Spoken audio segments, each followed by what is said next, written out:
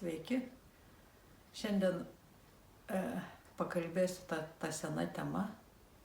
Sena tema, kuri vis dar yra neišgvildenta, nors gvildena ją tikrai labai daug išmintingų žmonių, labai daug išminties turinčių savo tokioj giliam supratime, daug labai žinių turinčių, tokie kaip Dispenza, Rachelė. Visi jie rašo apie tai, ką mes turim žinoti apie ego. Bet yra vienas dalykas, visa tai pabėga nuo mūsų. Todėl, kad ego labai ramiai pasidalina į pliusą ir minusą, į blogį ir gėrį. Ir mes pradedam, būdami ego, mes pradedam galvoti, kad jau mes esam gėriai. Va čia yra didžioji klaida, kurios neįmanoma išmokti. Ir niekas negali padėti išmokti. Ir nėra tokio žemėje mokytojo, kuris išmokytų. Ir nėra tokios jėgos, kuri išmokytų. Ta jėga yra mumise. Ir vat kai prieini ribą visiems mokymam. Ir kai suprantu, kad tik mano pačios jėgos, tik visos mano sutelktos jėgos pamatyti tiesą. Nebijoti tiesos, neišsigąsti, prieš nieką nesudrebėti, o eiti konkrečiai į tiesą. Aš esu yra viduj. Jis nėra niekur išoriai. Jis nėra nei vienam mano mylimam žmoguje. Jisai nėra mano vaikuose, jisai nėra mano tėvuose, jisai nėra jokiam stabe ir jokioje religijoje. Jis yra manyje. Visą laiką ten. Kaip jis pasireiškia? Per kvėpavimą. Niekaip kitaip. Jis neturi jokių dogmų, jokių prisirišimų, jokių įpročių. Jis yra tik kvėpavimas. Ir va tam kvėpavime yra tiesa, kaip tu jautiesi. Šiek tiek noriu pakalbėti apie ego, kaip jis išsiskiria, kaip jis tampa dvasingas, kaip jį pamatyti, ar ne? Kaip darysiu gerus darbus. Vat, mes taip įpratę, taip mūsų tėvai tą darė, kad tu būtum geras, tu turi daryti gerus darbus. Ir tada mes bijom ir laukiam, kažin ar gerai padariau darbą. Aha, kažin ar man atsidėkos už tą darbą. Ir čia yra ego. Čia jokio dieviškumo nėra, čia jokio dvasingumo nėra.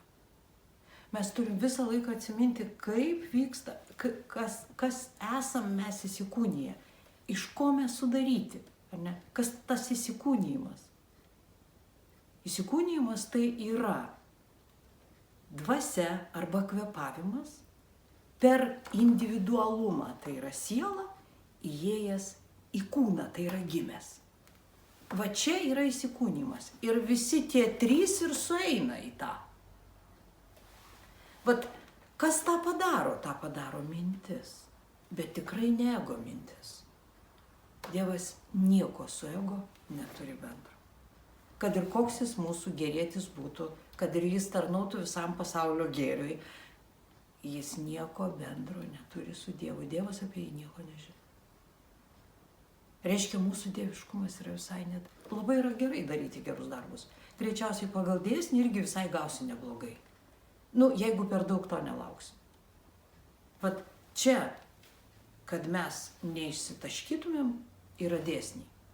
Nes mes susidedam iš dviejų energijų, kaip vis kartoju. Ir kad tos dvi energijos galėtų tarpusavį sąveikauti, yra įdėtas stuburas, arba kitaip sakant, 12 energijų, kurios mus veda per šitą buvimą šitame.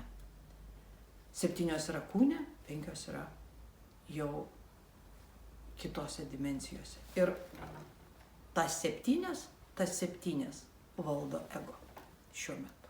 Taip yra. Ir va šitą taip yra, reikia tiesiog atsisėst. Aš 25 metus sėdžiu ir mokausi ego. Aš visada galvojau, kad aš mokausi tikėti. Ne. Man mokytis tikėti nereikia, pasirodo.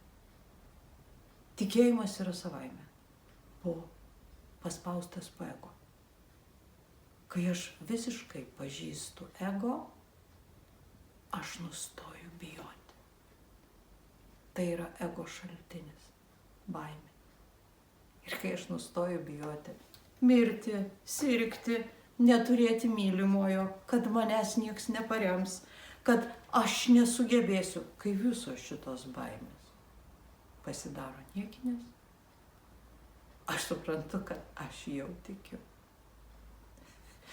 Vat tik tada tai ateina.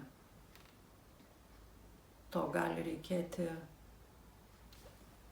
dirbti visom, pilna visa jėga, gali reikėti metus, gali reikėti 25 metus, gali reikėti visą gyvenimą. Koks skirtumas? Čia tik ego turi tą skirstimą. Siela jinai žino, ko atėjo. Ir pagrindinis dabar dalykas visų sielų atėjimų. Ir bendrinės sielos, ir dvasios atėjimų. Išmokti pagaliau pažinti savyje Dievą. Išmokti juo gyventi. Taip pasitikėti ir taip tikėti, kad jis vadovautų. Nebeskirstyti to ego geras, ego čia va blogis, čia va gėris. Viskas yra mano sukurta. Viskas, kas mane supa, yra mano sukurta. Aš galiu skirstyti, kiek noriu. Galiu iki gramo lentos skirstyti. Ir niekas nepasikeis. Ir aš vis skirstysiu, ir vis vilsiuos, ir vis lauksiu, ir vis niekas nesikeis. Aš vis lauksiu, vat kada. Ir atrodo, tai skamba beviltiškai. Bet iš tikrųjų mes turim vietą, savyje vietą. Tai yra mūsų krūtinės ląsta, vadinama širdies energinis centras, ar ne? Ir čia yra tokia energija, kuri jau daug amžių kalba, kai atsiveria širdis.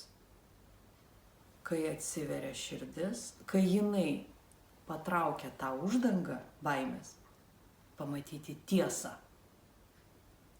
pajausti tiesą, kaip aš iš tikrųjų jaučiuosi, kaip iš tikrųjų aš dabar jaučiuosi. Ir va toj tiesoje išmokti būti. Nebėgti nuo jos, nekeisti, nepulti daryti gerus darbus, negydytis, o tiesiog būti. Būti tiesoje, kurią suvokiu. Aš sergu. Tokia tiesa, man blogai.